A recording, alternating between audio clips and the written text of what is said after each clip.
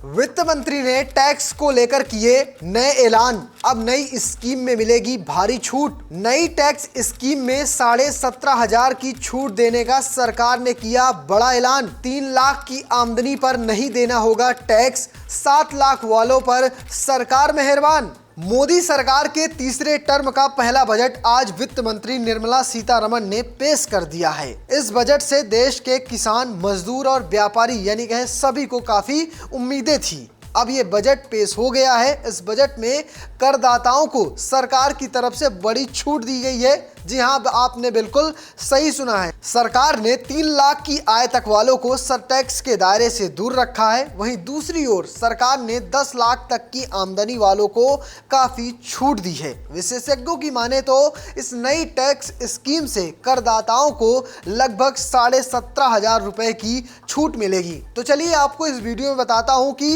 इस नई tax scheme में कितनी कमाई करने वालों को ये छूट मिलने वाली है। वित्त मंत्री निर्मला सीतारमण ने वैसे तो कई क्षेत्रों के लिए कई बड़े ऐलान किए हैं, लेकिन इस ऐलान में उन्होंने करीब 4 करोड़ लोगों को टैक्स से जुड़े लाभ देने की बात कही है। बजट भाषण के दौरान वित्त मंत्री ने कहा कि सरकार करों को सरल बनाने, करदाता सेवाओं को सुधार करने और कर निश्चितता प्रदान करने, साथ में मुकदमेबाजी को कम करने के लिए प्रयास जारी रखेगी। कितनी आमदनी वालों को कितना टैक्स देना होगा, चलिए आपको एक नॉर्मल टेबल में समझाता हूं।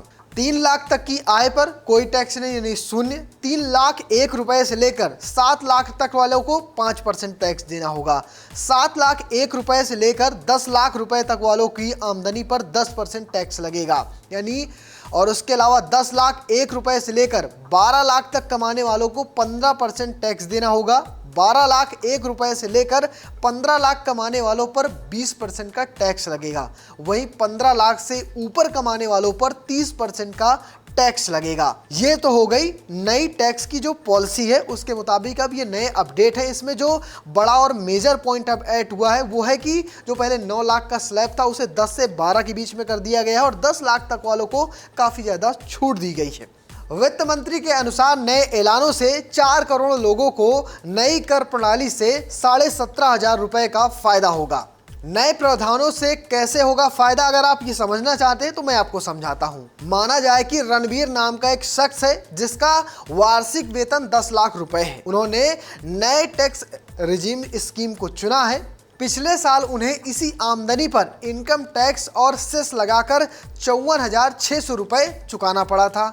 अब इनकम टैक्स और सेस मिलाकर नई स्कीम में उन्हें मात्र 44,200 रुपए ही चुकाना पड़ेगा।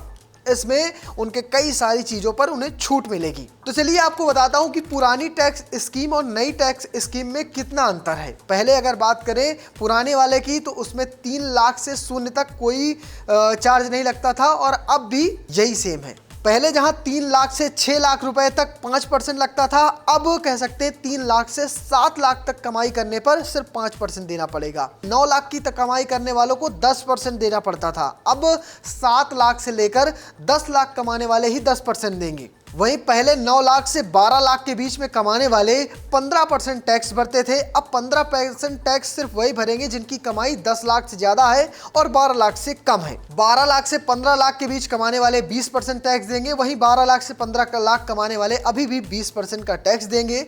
और 15 लाख से ऊपर वालों के पर पहले भी 30% का टैक्स लगता था, अब भी 15 लाख से ज़्यादा कमाने वालों पर 30% का टैक्स लगेगा। तो ये है नई और पुरानी टैक्स स्कीम पर अंतर। फिलहाल आपको ये वीडियो कैसे लगा कमेंट बॉक्स में जरूर बताइएगा और पेज को फॉलो करना, चैनल को सब्सक्राइब करना बिल्कुल मत भूलिएगा। धन्यवाद।